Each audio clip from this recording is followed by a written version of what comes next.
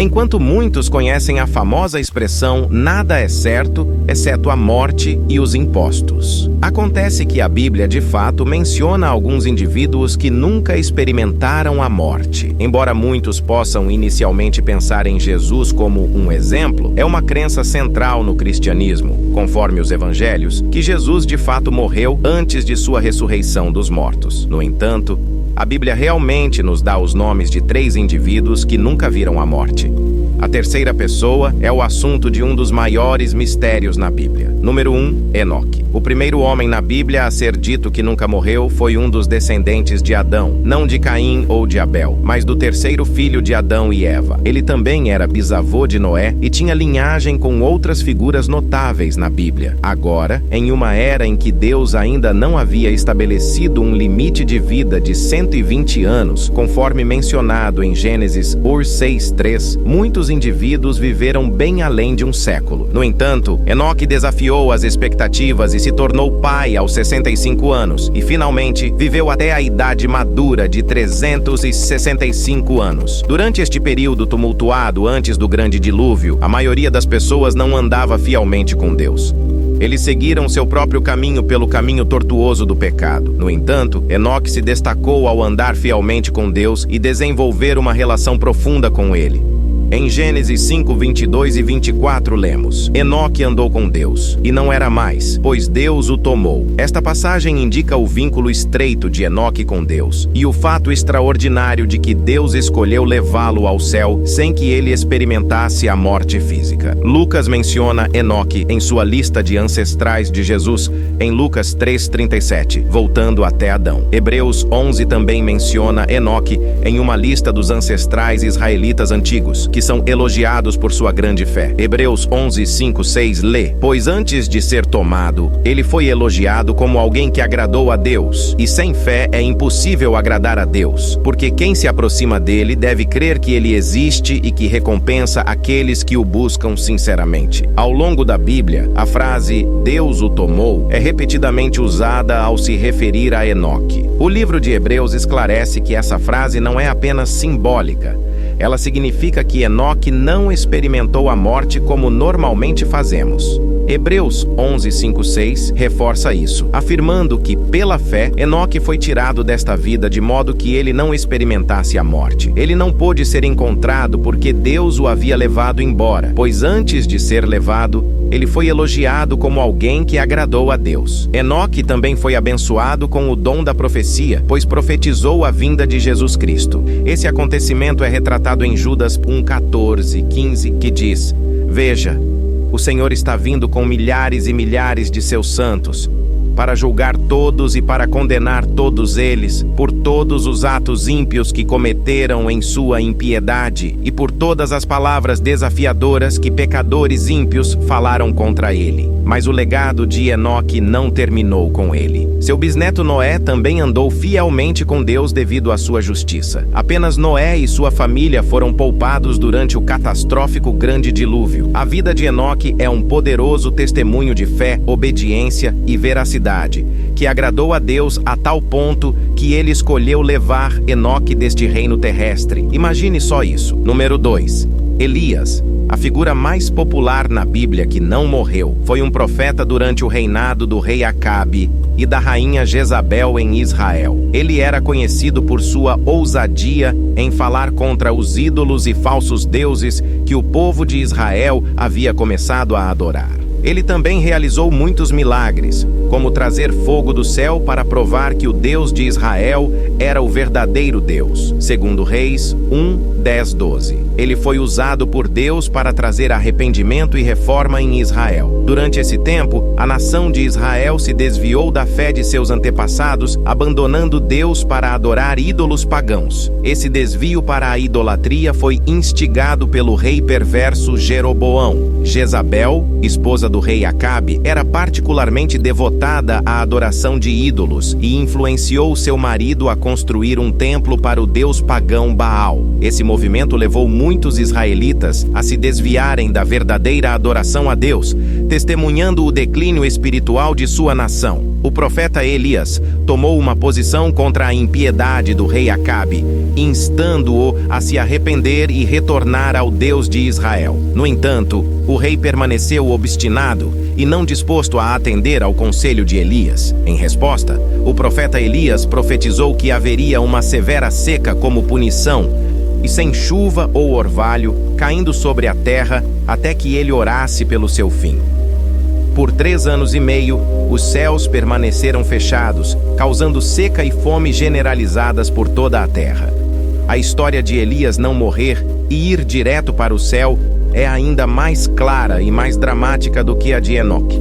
Elias, o assistente de Elias, foi avisado previamente de sua partida em Reis 2:3, que diz: Agora os filhos dos profetas que estavam em Betel saíram ao encontro de Eliseu e disseram-lhe: Sabes que o Senhor vai levar teu mestre, que está acima de ti hoje. No dia escolhido por Deus, Elias partiu de Gilgal, acompanhado por Eliseu. Eles chegaram às margens do rio Jordão, seguidos por 50 jovens profetas de Jericó, que ficaram à distância observando. Elias pegou seu manto, dobrou-o como um cajado e bateu na água, fazendo-a se dividir. Os profetas atravessaram o rio em terra seca, caminhando ao lado de Elias através das águas divididas. Elias perguntou se havia algo que Eliseu desejava antes que Deus o levasse embora. Eliseu expressou seu desejo por uma porção dobrada do Espírito Divino de seu mestre. Elias assegurou-lhe que, embora fosse um pedido significativo, seria concedido se Eliseu testemunhasse a ascensão de seu mestre ao céu. Enquanto continuavam sua conversa, um carro de fogo puxado por cavalos de fogo apareceu de repente, separando-os. Elias ascendeu ao céu num redemoinho, como retratado em Reis 2:11. Número 3. Melquisedeque. Poucos mistérios da Bíblia atraíram mais interesse do que o enigma da identidade de Melquisedeque. Isso é amplamente considerado o maior mistério da Bíblia.